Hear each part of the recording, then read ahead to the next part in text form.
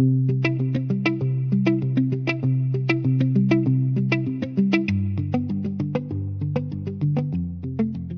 everybody, and thank you for joining us back here at Fuel Positive's channel. We're sitting here once again with CEO Ian Clifford and special guest, Chief Operating Officer Nelson Lee. So, Nelson, you're brand new here. How are you doing?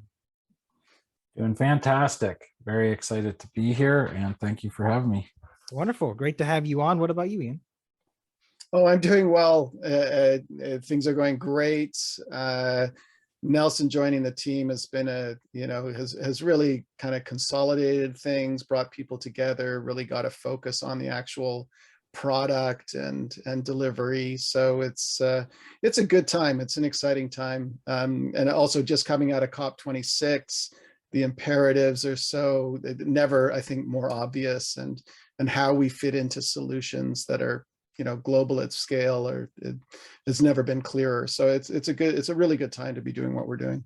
Wonderful. I'd love to dive into some recent events, but first off, Nelson, can you tell me a bit more about your past and how you wound up with Fuel Positive? What drew you to them?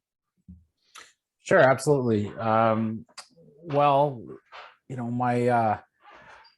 just joined recently, but I had been discussing things with Ian for quite a while before then. And so I had a fairly good understanding of what Fuel Positive was, and that's what really drew me to the position. My background is in manufacturing, so high-tech manufacturing. So I used to own my own robotics company. I've done work for companies such as Toyota, Tesla, Kimberly-Clark, et cetera. So large manufactured systems, high-tech. So these companies wouldn't come to buy a machine that they purchased in the past. They would come and say, here, this is a completely new, we've never made this before, we need your help. How do we make this? And not just how do we make one, we need to make, let's say, so many per minute, so many per second, so many per hour. And we go right to the drawing board and come up with the solution, understanding manufacturing principles, et cetera. So Ian came to me and he said he's got this exciting venture, and they've got this exciting product that puts out green ammonia using hydrogen and nitrogen from air and water, and said, we need to mass produce these eventually, and we need to put out the first prototypes and move it on through. And that's right up my alley. So feel 100% comfortable with it, and I've jumped right in. I don't think Ian minds. No. It's pretty exciting. It's a lot of fun, and very comfortable around this environment. I think we're seeing a lot of early success from it. Wonderful. Yeah, it sounds like you have a very exciting job where you're taking concepts that, like you said, need to not only flesh this out and make it work, but actually expand it, being able to make tons of them. That's a really interesting concept. So I imagine, like Ian said, you're the perfect man for the job. We had talked about you a little bit, but Ian, is there anything else you would like to add about Nelson? Well, I think as we build this new company and this new team, I'm really, really conscious of sort of the quality of person that's joining the company. I mean, I think we're, the sum of the quality of people that we have. So Nelson fits perfectly into the team. It's an incredibly collaborative, non-hierarchical, really focused on success group of people. So as we bring more and more people in, and Nelson, of course, will be growing the company significantly over the next year as we work towards mass production. We're gonna follow that mantra the whole way through, and just make sure that we've got the best quality of people involved in what we're doing, who share our values, who share our mission. And Nelson's great. I mean, he's incredibly easy to get along with, and incredibly experienced, and that's exactly what the team needed at this juncture, and the timing is perfect. Wonderful. Well, Nelson, once again, welcome to the team. So, gentlemen, very much. Moving on then. So tell me about this webinar you guys just filmed. I want people to be able to go and watch and everything, but can you give us just a little summary of what you guys talked about? Yeah, sure. I mean, part of it was incredibly well attended. I think there were over 400 people involved in it. Was quite astonishing, the level of interest, and from all over the world, which is great to see. So our story and our message is getting out there. I think, just the awareness around green ammonia, even ammonia as a topic is growing, which is again quite astounding. And our timing in that space is perfect. And our model, which is of course, as you know, scalable and modular, producing ammonia where it's needed, not relying on huge refineries and supply chains and everything else, is a pretty welcome concept to end users. So we talked about that. We talked about the history, of course, of the company, where we're going. And I think the most important thing that we did announce today, which we've been asked since day one, is, how much does this cost? How much does this product, the anhydrous ammonia that our system puts out, is it even competitive, right? And that was, of course, a very big focus for us over the last couple of months, was to determine, in fact, that we are deeply competitive. And I'll let Nelson talk to that, but that was, again, it was kind of a watershed moment for us and our investors and certainly our stakeholders, understanding that not only is this environmentally viable and necessary, but it's also economically viable. And that's a really important message that we conveyed today. Wonderful. Well, Nelson, you want to take it from there? Sure. So when we look at that, and to answer the question, is it economically viable? There's the key situation we have to look at is the current state of the market and what the users pay right now. And we have to understand each user in a geographical territory, what their pain points are. Some of them are the fluctuations in the market. Some of them are just getting the product and logistically getting the product. And then we have to understand that and see how that impacts things. And then we have to get a good understanding of what those average prices are. Then we have to be able to take our product and our forecasted output and put a price on that and see where are we going to come out.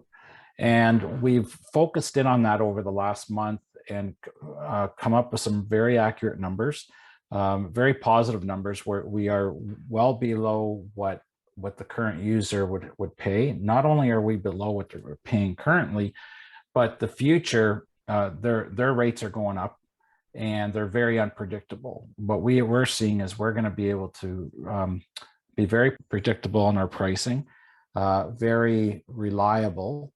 And that eliminates a lot of the stress that the farmers see, which ends up costing them. Because if they can't predict what price is coming, when it's at a lower cost, they have to buy more and store it because they just don't know what's going on. Kind of like hoarding, so that kind of concept.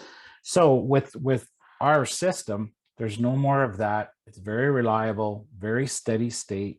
They can build their budgets around it. The price is below what they're paying. And over time, we also showed on the webinar how the cost curve for our product ends up becoming even more beneficial because cost of solar and sustainable energy is going down.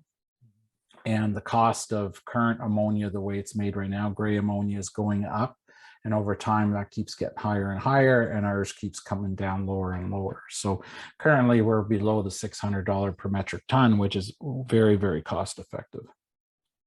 Wonderful. So is there anything else you'd like to add to that, Ian, or diving deeper into some other the key takeaways from the webinar? Well, I think Nelson touched on it, but the idea that farmers can be off-grid, self-sufficient, producing their own anhydrous ammonia or urea ammonia for fertilizer usage is kind of revolutionary. It's a profound offering to an industry or a population who are so vulnerable to crazy cost fluctuation and supply, as Nelson said. So, I mean, we've been talking to one farmer in Manitoba who, the price in the last 6 months for anhydrous ammonia has doubled. And that's $1 million hit for that individual farmer. And it's not sustainable. You can't plan for that, and you can't operate a business effectively with that kind of vulnerability. The other thing that we offer, which is really unique to green ammonia, is replacement of fossil fuel. So that same farmer probably spends $500,000 on propane to dry their crop every year. So, and that varies again, of course, on the weather and so on, but they have a huge fossil fuel requirement. And they've got to run their tractors, they've got to run their combines and other equipment, which again is all diesel powered. The beautiful thing about ammonia is that it can replace fossil fuel. Now, as you know, historically, it never happened because gray ammonia is incredibly carbon intense, but green ammonia is the other end of the spectrum. So this same farmer, not only can they get off the supply chain for fertilizers, they can get off the supply chain for fossil fuels. So you're offering them that, you know, it's like a 1-2 punch here, because, you know, that provides the level of predictability, security, and also massive emissions reduction that is being mandated across agriculture around the world. So, so that's the offering just gets greater and greater as you go down that path. Yeah, it definitely sounds like you guys have a lot of strengths at play here. And it's interesting to see if you guys got any feedback from the webinar. If any of you guys watching, watch it, please don't be afraid to ask any questions or anything. But last but not least, guys, can you please dive into the timeline of your guys' strategies, when you expect things to come to light and so on? Sure, I can touch on that. So obviously coming on board, I jumped right in and we've created a very, very aggressive timeline. We've hit the targets that we put in place, with some key targets being middle of next year being on a site with a pilot operation, and that's that plan is coming to fruition. We've already started running FAT, which is factory acceptance tests, with some of the equipment that we've ordered in, and which is further way ahead of schedule. And we're looking at purity numbers that are better than what we originally expected, efficiency numbers better than what we originally expected. So that's all good. The manufacturing plan, the strategic plan for the assembly, for the testing, all that's moving very, very quickly.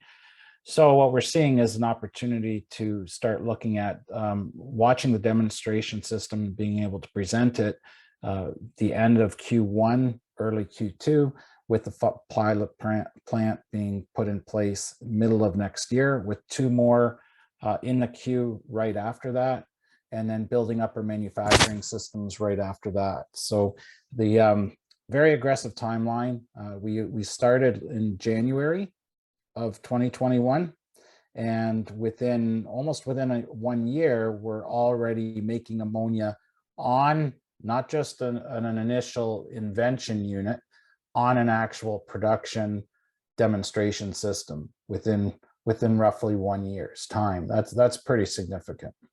Agreed. Yeah, you guys' momentum has been carrying really, really fast. You're really strong, really curious and excited to see what happens in 2022 with you guys. Ian, any last words for people? No, I'm going to let Nelson have the last word. So that's great. And yeah, he left it on the right note. So that's good. Wonderful. Well, gentlemen, thank you for joining us. Thank you, everybody, for watching here today. And once again, if you have any questions about anything, don't be afraid to reach out to the team. We'll happily respond.